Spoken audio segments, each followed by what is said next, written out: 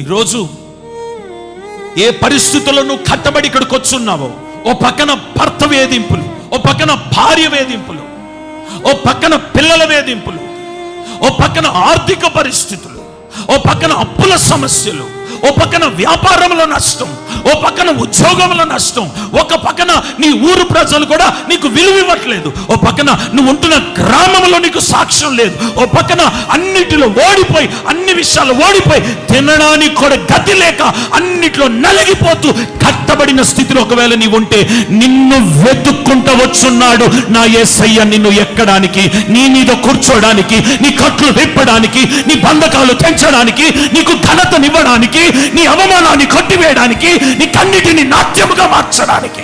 నువ్వు ఏ స్థితిలో కట్టబడి ఇక్కడికి వచ్చున్నావో పరిశుద్ధాత్మ దేవుడు చెప్తున్నాడు, ఆయన ప్రయాణము చేయుటకు కట్టబడిన నిన్ను వాడుకోబోతున్నాడు.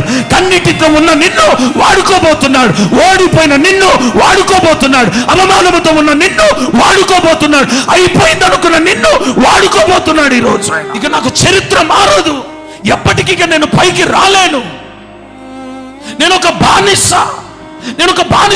బ్రతుకుతున్నాను, నేను కట్లతో ఉన్నాను, గొలుసులతో ఉన్నాను, అన్నిట్లో ఓడిపోయినాను, నేను ఇక ఆ ఇంటి నుండి విడిచి బయటికి రాలేను అని నువ్వు అనుకుంటున్నావా? ఈరోజు ఆ పరిస్థితుల్లో ఉన్న నిన్ను విడిపించి నిన్ను ఒక వాహనముగా దేవుడు వాడుకోబోతున్నాడు. ఆయన రథముగా నిన్ను వాడుకోబోతున్నాడు, ఆయన సాధనముగా నిన్ను వాడుకోబోతున్నాడు, ఘనతనివ్వడానికి నిన్ను వాడుకోబోతున్నాడు.